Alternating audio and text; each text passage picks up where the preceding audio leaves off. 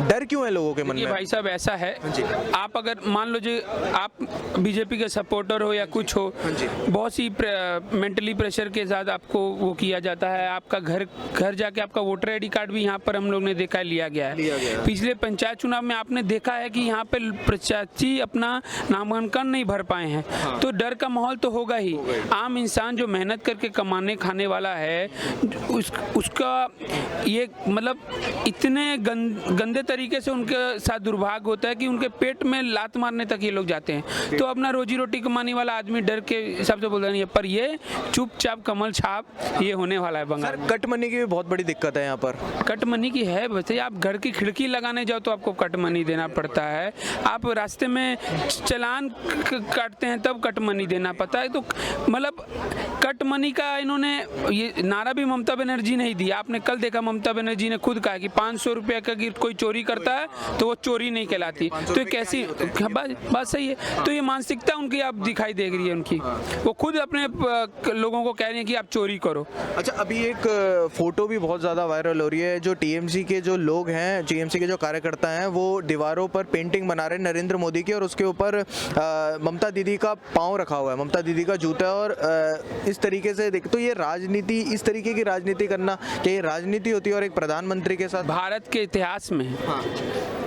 इतिहास में ये बहुत ही दुर्भाग्य माहौल चल रहा है, दुर्भाग्यपूर्ण माहौल चल रहा है, जहां देश के प्रधान को, भारत के प्रधानमंत्री को आज एक विश्व रूपी लीडर में देखा जा रहा है। और हमारे ही एक स्टेट में, बंगाल में, जहां जिस जो कल्चर की स्टेट है, जहां मतलब कल्चर आदमी के प्रभाव में, आदमी के बोलचाल में दिखाई देता है, वहां पर हमारे माननीय मोदी जी की तस्वीर के साथ ऐसा कर रहा है।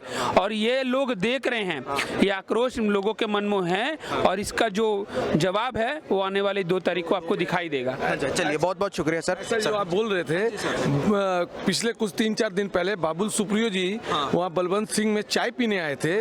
तो वो चाय पीने आए तो उन्होंने उल्टा नारा लगाने लगे और काफ़ी अभद्र गालियाँ देने लगे। हाँ, तो हम लोग वहीं पर थे। तो ये ऐसी चीज़ कभी कहीं होती नहीं है। ये एक देखिए, जैसे ईस्ट बंगाल खेलती है, मोहन बगान खेलती है, तो दोनों ही खेलते हैं ना। जो अच्छा खेलेगा वो जीतेगा। अगर दीदी ने काम किया है तो उसको डरने की क्या जरूरत है? तो उसका तो काम बोलेगा ना। तो वो ये सब करती है, खेला होबे, ये होबे। अगर उन्होंने काम किया होता तो उनको तो खेला होबे बोलने की जरूरत ही नहीं थी। अपने काम लेके चलती कि ये काम किया है। तो इसीलिए तो वो अपना घुमा रही है, वो काम ना बताना पड़े, इसीलिए खेला होबे ये सब। सर, खेला होबे तो है, लेकिन डर का माहौल भी है यहाँ पर लोगों में। हम देखते हैं कि लोग बीजेपी को सपोर्ट करने से डर रहे हैं अभी भी। एकदम ये डर इसलिए है कि अगर आप बीजेपी से खुल के करोगे तो आपका पानी काट दिया जाएगा, आपका बिजली काट दिया जाएगा, और आपको रास्ते में देखिए, कोई भी कॉमन आदमी है उसकी 20 समस्या रहती है। गाड़ी, स्कूटर है, स्कूटर की हवा निकाल देते हैं, स्कूटर की सीट काट देते हैं, परेशान करते हैं। तो फिर वो आदमी चुपचाप रहता है कि क्या करना है, जो करूंगा मैं वोट के दिन करूंगा और 2 तारीख को पता चल जाएगा आपको। ऐसा बोला गया अभी अमित शाह जी द्वारा कि 10 साल आपने टीएमसी को दिए, उससे पहले सीपीएम को दिए, और उससे पहले कांग्रेस को, तो 5 साल देने चाहिए। क्या लगता है आपको, यहाँ बंगाल की जनता को 5 साल बीजेपी की सरकार को देने चाहिए, देखना चाहिए इनका काम? हाँ, एकदम देने चाहिए। पहले तो हम लोगों ने 2 सरकारें देख ली है। कांग्रेस की तो हम लोग छोटे थे, नहीं देखी है, पर सीपीएम की तो देखी है। और काफ़ी फैक्ट्रियाँ बंद हो गई। जो पहले बंगाल वो था कि मैंने एक पूरे इंडिया को चलाता था, तो ये पूरी कैपिटल, पंजाब से कोई भी आदमी कलकत्ता आता था तो वो पहले का अमेरिका कनाडा था। तो ये बोलते थे कि हम कलकत्ता रहता है। तो वो तो सीपीएम ने आके ख़त्म कर दिया वर्क कल्चर। और बाकी 10 साल टीएमसी की सरकार ने गुंडागर्दी, कट मनी और ये सब कुछ दिया है। अब बीजेपी की देखते हैं, सोनार बांग्ला है, और जैसे जैसे मैं तो भी यूपी से जाके आया हूँ तो काफ़ी उन्नति हो रही है, काफ़ी पता चल रहा है कि स्टेट में तरक्की हो रही है। सर, हम देख रहे हैं कि यहाँ पर हेल्दी इलेक्शन जैसी चीज़ नहीं रही, क्योंकि अभी बहुत सारी फोटोज वायरल हो रही है जिसमें नरेंद्र मोदी के सर के साथ फुटबॉल खेला जा रहा है। ये टीएमसी के लोगों ने इस तरीके से पोर्ट्रे करा है दीवारों पर, और टीएमसी के लोगों ने चित्र बनाए हुए हैं जिसमें नरेंद्र मोदी का सर है और ऊपर ममता बनर्जी का पाँव, जूता है। क्या कहेंगे आप इस पर? यही कल्चर है। ये कल्चर हमारे बंगाल का था नहीं। ये बंगाल भद्र लोग की धरती थी, और ये 10 साल के टाइम में ये पूरा कल्चर खत्म कर दिया है। तो दूसरे स्टेट में इलेक्शन होते हैं तो ये चीज़ होती नहीं है, खाली बंगाल में और थोड़ी सी केरला में है। तो ये हमारी सरकार बीजेपी की आएगी और ये कल्चर भी खत्म हो जाएगा।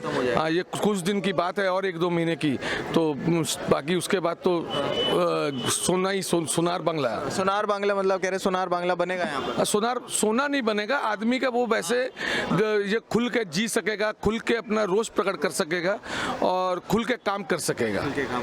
चलिए, बहुत बहुत शुक्रिया सर हमारे साथ जुड़ने के लिए। कुछ समय पहले एक बीजेपी कार्यकर्ता की मां को बुरी तरीके से मारा था, नारी की सुरक्षा नहीं थी क्या पहले?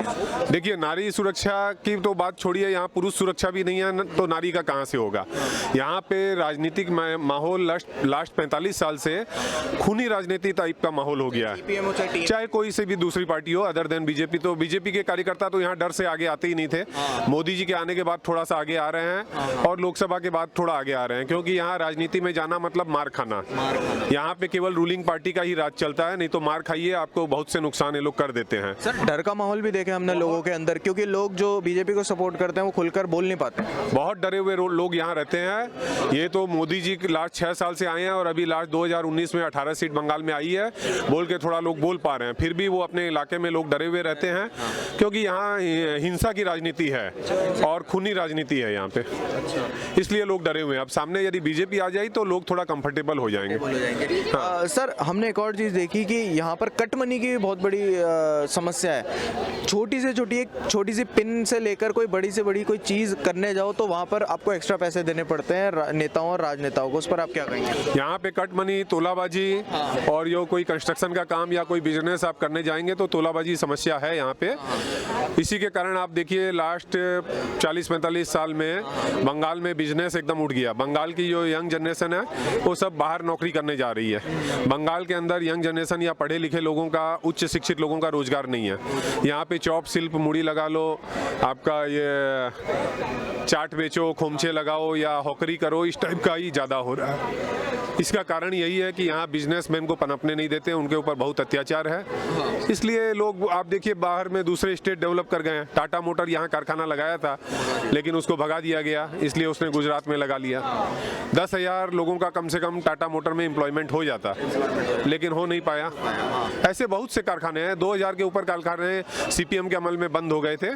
अब ये लास्ट 10 साल में और कुछ कारखाने बंद हो गए। ये एक कारण है। बीजेपी आने से आई होप कि नए कारखाने, नए इंडस्ट्रिस्ट यहाँ आ जाएंगे। सर, यहाँ पर हम देख रहे हैं TMC द्वारा गंदी राजनीति खेली जा रही है। गंदी राजनीति कैसे कि यहाँ पर दीवारों में चित्र बनाए जा रहे हैं जिसमें नरेंद्र मोदी का सर है और उसके ऊपर नरेंद्र मोदी का सर है और उसके ऊपर जूता रख रखा है ममता बनर्जी का।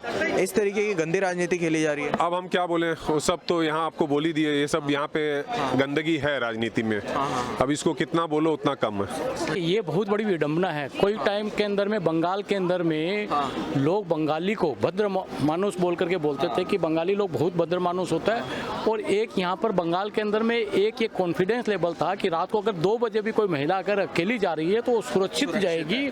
हर मनुष्य उसका प्रोटेक्शन करता था और उसको माँ और बहन और बेटी के रूप में देखता था। अभी ये जो 34 साल से और बाद में 10 साल में वामफ्रंट का जो सरकार आया है उसमें सामूहिक चरित्र के मूल्यों का भी हनन हुआ है। ये इतना बड़ा नुकसान हुआ है और ये बड़ा हमको शर्म लगता है। जब हम बंगाल के बाहर में जाते हैं तो जो हमारी छवि थी, बंगाल की जो छवि थी, वो जो छवि धूमिल हुई है। हाँ, ये इस तरीके की राजनीति तो कभी हम लोग नहीं सोचे। अभी जैसे ममता दीदी बोल रही है खेला होबे। खेला होबे का मतलब क्या होता है? खेला का मतलब क्या होता है? राजनीति तो खेल नहीं है। और ममता दीदी उसको खेल की तरह खेली भी है और खेल की तरह वो बोल भी रही है कि खेला होबे। हाँ, ये स्पोर्ट थोड़ी है, क्रिकेट में थोड़ी है कि किसी को हराना, किसी को जिताना। यहाँ हमको एक अपने एजेंडे को रख करके और मतदाता को बताना है कि हमारा ये एजेंडा है और हमको ऐसे जीत के आना है और हम पब्लिक के लिए क्या करेंगे। यहाँ तो खेल खेलने का कोई बात नहीं हो रहा है। सर, कट मनी की बहुत बड़ी समस्या है यहाँ। देखिए, उद्योग खत्म हो गया, व्यापार खत्म हो गया। अब कार्यकर्ताओं को जीवित रखने के लिए बीजेपी TMC क्या कर रही है? उन्होंने 8,000 कल्बे हैं, उनको 4 लाख रुपया करके साल का देंगे।